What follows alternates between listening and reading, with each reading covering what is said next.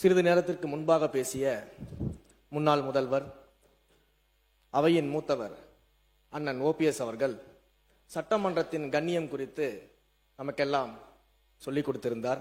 எப்படி கண்ணியம் குறித்து அண்ணன் எங்களுக்கு எல்லாருக்கும் சொன்னாரோ அதே போல தங்கள் கட்சியினுடைய மாண்புமிகு எதிர்கட்சி தலைவருக்கும் சிறிதளவு அதை நீங்கள் சொல்லிக் கொடுக்க வேண்டும் அப்படின்னு நான் கேட்டேன்.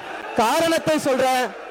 8 கோடி மக்களின் பிரதிநிதியாக இருக்கக்கூடிய மாண்புமிகு முதலமைச்சர் அவர்கள் அவைக்குள்ளே வரும் பொழுது அமர்ந்திருக்கக்கூடிய எதிர்கட்சி தலைவருக்கு அந்த கண்ணியத்தை சொல்லிக் கொடுத்து 8 கோடி மக்களின் முதலமைச்சருக்கு அந்த மரியாதையை தர வேண்டும் என்ற கண்ணியத்தை சொல்லித்தர வேண்டும் என்பதை பேரவைத் தலைவர் வாயிலாக தெரிவித்துக் கொள்கிறேன்.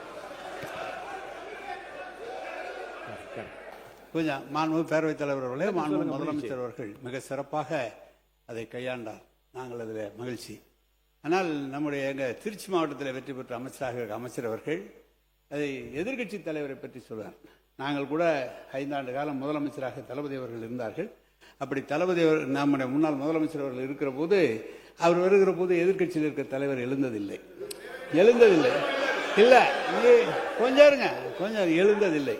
எனவே அது ஒரு குற்றக்குறையாக அல்ல, அவரவருடைய எண்ணம், அவருடைய நடைமுறை அதானே தவிர, அதை சொன்னபோது அது சொன்னது வரைக்கும் நாங்கள் அதில் ஒன்றும் இல்லை. ஆனால் எதிர்கட்சி தலைவர் கற்றுக் கொடுக்க வேண்டும் என்றெல்லாம் அவர் சொல்ல வேண்டிய அவசியம் இல்லை. அதான் விஷயம்.